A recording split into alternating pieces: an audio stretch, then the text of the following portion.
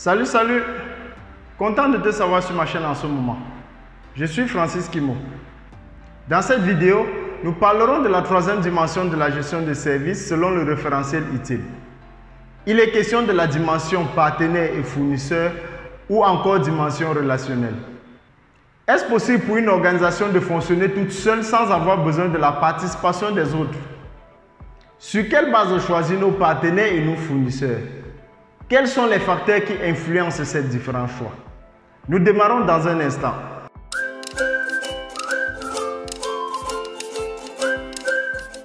Presque toutes les organisations, pour ne pas dire toutes, dépendent dans une certaine mesure des services fournis par d'autres organisations.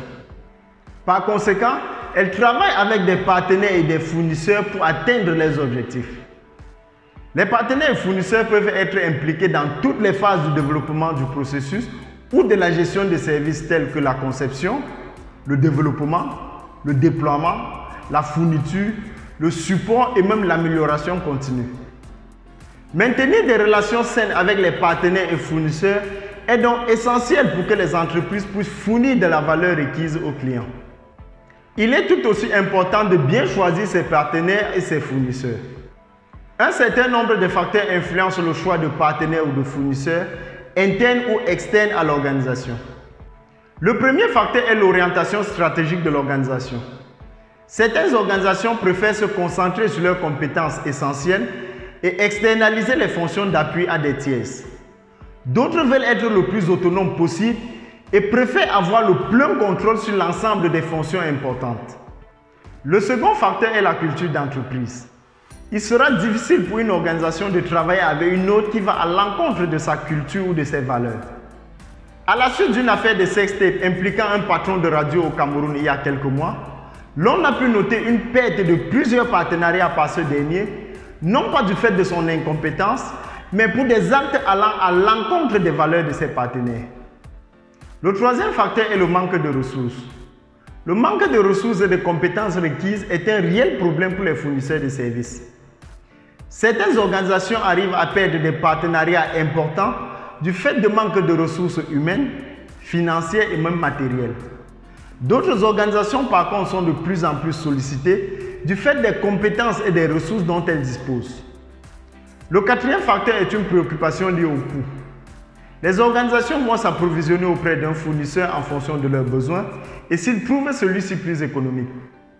Il est clair que pour un produit ou un service à compétences égales, nous choisirons le fournisseur offrant le meilleur prix. Le cinquième facteur concerne les contraintes externes.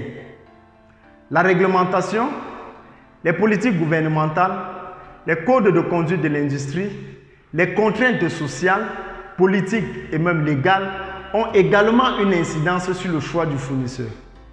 Le traitement et le stockage des données personnelles des utilisateurs étant régis par certaines lois, les organisations sont dans l'obligation de conserver ces données en local ou aller vers des partenaires spécifiques pour le faire. Le dernier facteur est la tendance de la demande.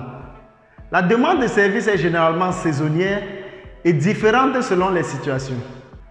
Elle présente un degré de variabilité élevé et une tendance à avoir une incidence sur les fournisseurs de services externes que les organisations utilisent pour leurs demandes. Lorsqu'on associe la dimension organisation et personne avec le système de valeurs, on couvre plusieurs points, à savoir la relation avec les autres organisations, les contrats et les accords, l'intégration et la gestion des services.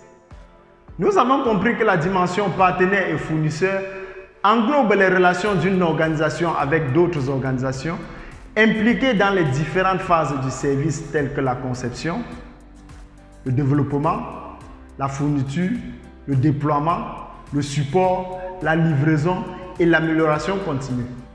Il est donc important de savoir choisir ses partenaires et ses fournisseurs afin de garantir des produits et services répondant aux attentes des utilisateurs. Sur ce, je te dis à bientôt pour une autre vidéo où nous parlerons de la quatrième dimension de la gestion des services selon le référentiel ITIL. Bye bye.